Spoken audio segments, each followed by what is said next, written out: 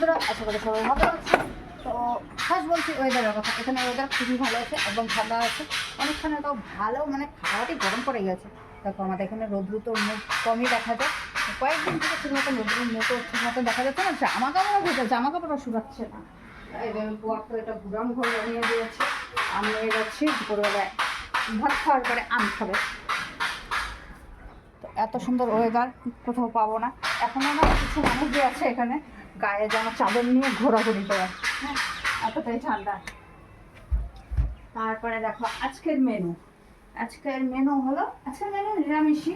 দুপুরবেলায় কেউ ঘুগনি বানায়, দুপুরবেলায় কেউ ঘুগনি বানায় না, কিন্তু আমি দুপুরবেলা ঘুগনি বানাচ্ছি।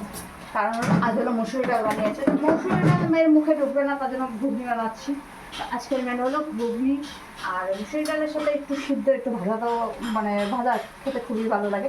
এই যে বড় বড় দেখে আলু সিদ্ধ মারাবো, এর জন্য কাঁচা পেঁয়াজ যদি মেয়ে খায় তার জন্য পেঁয়াজটা ভেজে দিইনি, কাঁচা হলে খাবে, ভাজা হলে খাবে না।